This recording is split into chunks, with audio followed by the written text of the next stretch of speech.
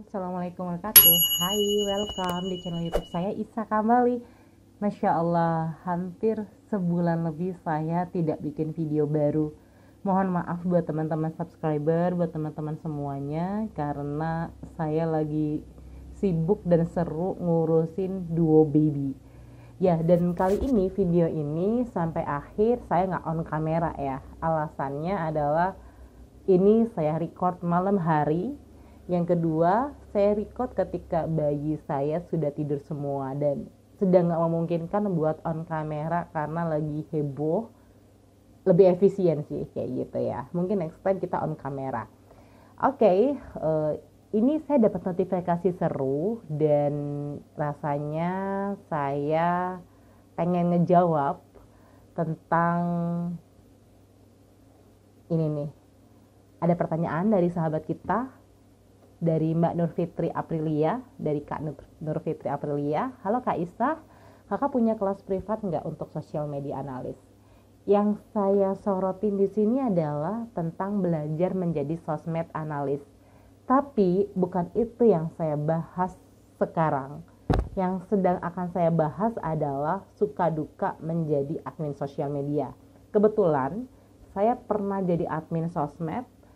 Saya pernah jadi tim editornya juga. Saya juga pernah jadi kayak leadernya untuk tim digital marketing. Jadi dapat 3 posisi di 3-tiganya dan semoga sudut pandang ini dan pengalaman ini bisa ngebantu teman-teman di profesi desain, profesi yang suka upload konten, profesi yang suka approve atau tidak approve sebuah konten ya kayak gitu. Dan jujur ini kayak menjawab fenomena apakah admin sosmed ini worth it gitu ya. Oke, sebenarnya admin sosmed ini kerjanya tidak sendiri, karena apapun yang kita kerjakan itu akan berhubungan dengan 3 ya. Kita akan berhubungan, saya akan ketikkan di sini, kita akan berhubungan dengan 3 hal. Berhubungan dengan 3 hal. Yes. 1, dia akan ngomongin konten. Kalau konten, saya akan nanya siapa aja di sini, tim marketing. Karena konten kita akan berhubungan dengan tim marketing. Nggak mungkin ujuk-ujuk saya admin sosmed, baru masuk ke tim, terus tiba-tiba ujuk saya posting. Nggak bisa, saya harus tanya tim marketing, kira-kira campaign apa, produk apa, jasa apa yang akan diusung. Oke. Atau nggak tim marketing, tim adminnya mereka lah, atau intinya ada karyawan yang ngerti tentang konten gitu, baik dia secara offline ataupun online.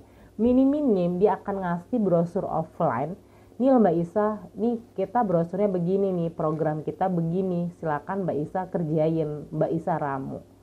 Konten tim marketing. Oke, selain marketing, kita nggak akan jauh-jauh dari orang finance. Yes, karena orang admin sosmed itu pasti berhubungan dengan budgeting. Contoh, kalau teman-teman main iklan, entah Facebook Ads, Instagram Ads, TikTok, dan lain-lain, bikin website admin, dan lain-lain, pasti berhubungan dengan budgeting alias duit alias uang. Nah, itu akan orang ketemu finance. Mbak, aku butuh nih untuk nambah saldo untuk Facebook Ads. Approve nggak nih sekian, misal 3 juta gitu ya. Itu kita akan ngomong orang finance, nggak mungkin ujuk-ujuk saya nambahin sendiri itu ya.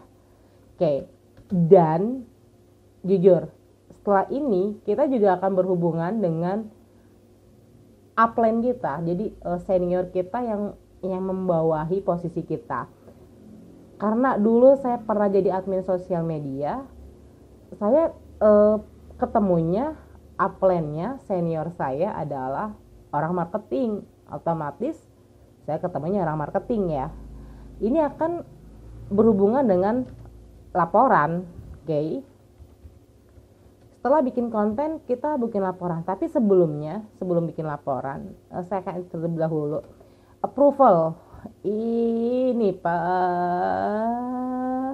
lama. Jadi approval tuh lama banget. Masya Allah, itu udah menguras tenaga, menguras energi, dan bikin lapar. Approve or not or revisi. Aduh Mbak, warna birunya kurang deh, birunya harus yang begini. Dan itu briefing begini tuh, warna biru kan gradasi banyak banget ya. Kebayang nggak?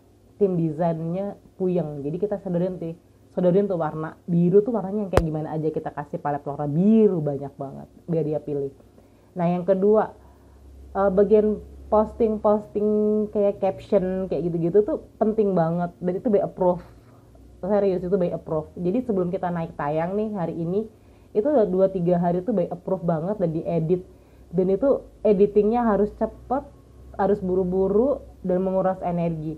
Mungkin bagi orang kita post satu konten untuk sebuah perusahaan ya, beda sama kita handle usaha sendiri.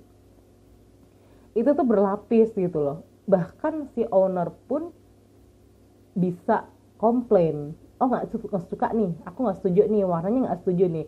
Bahkan sudah lolos nih ya, sudah lolos semua naik tayang, tiba-tiba ditelepon, ditembusin ke kita, mbak tolong turunin ya gambarnya si pak bos, bu bos nggak suka. Itu turun langsung loh.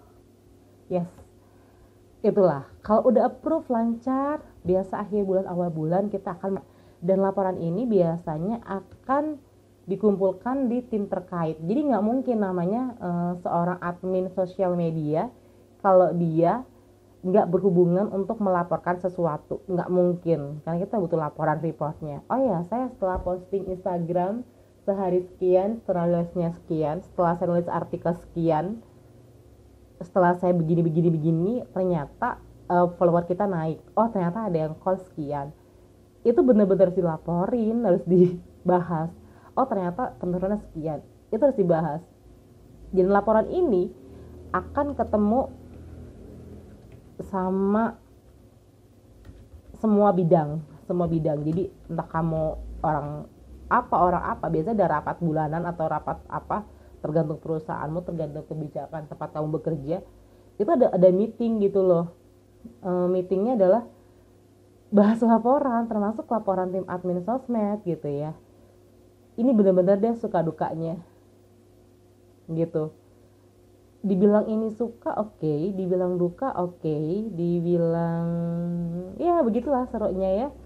Kebetulan untuk admin sosmed ke perusahaan selama ini saya adalah di pihak ketiga ya.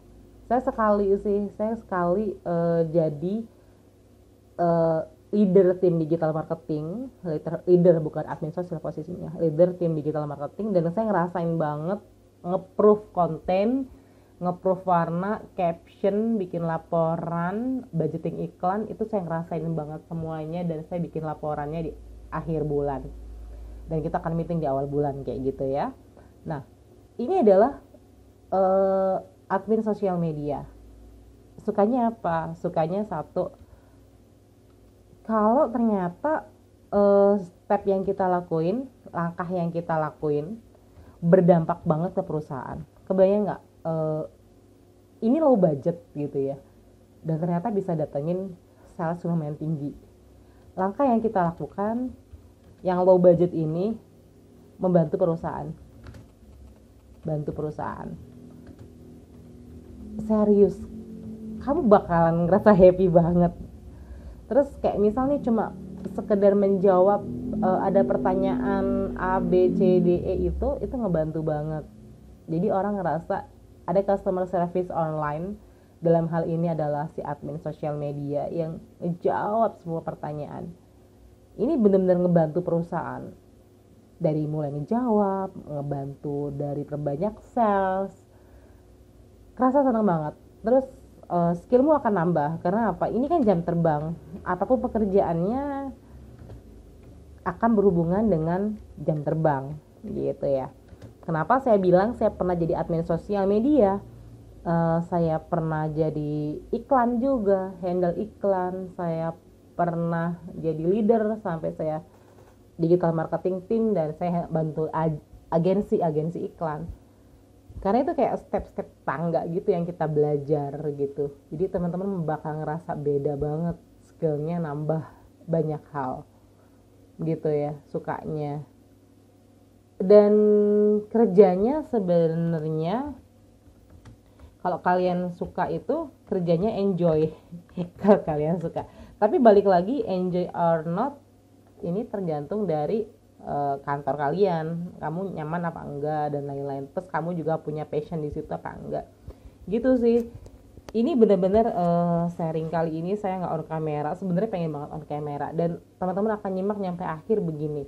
If perlu ulas lebih detail jadi admin sosmed ketika wawancara, feel free buat kasih komentar di bawah, saya bantu sejauh-jauhnya pengalaman saya di jenjang dari mimin basic sampai kita punya digital agency sampai saya nggak punya usaha lagi. Itu insya Allah semoga pengalaman from zero sampai zero lagi bisa ngebantu teman-teman semua gitu ya, semoga bermanfaat. Jadi fenomena di luar sana admin sosial media itu benar-benar tidak berdiri sendiri. Halo, tidak, kita tuh pasti berhubungan dengan bagian-bagian lain di perusahaan tersebut dan kita pasti bikin approval, setuju atau nggak setuju, ditayangnya atau enggak, laporan, kita akan ketemu semua bidang, briefing dan lain-lain, termasuk menentukan skema nanti kita oke, tahun depan kampanyenya apa ya, tahun depan programnya apa, karena ini kita bagian dari promosi dan branding. Oke, terima kasih. Video ini benar-benar full by layar aja dan semoga teman-teman terhibur. Mohon maaf tidak on kamera, dan thank you buat Mbak Nur Fitri Aprilia.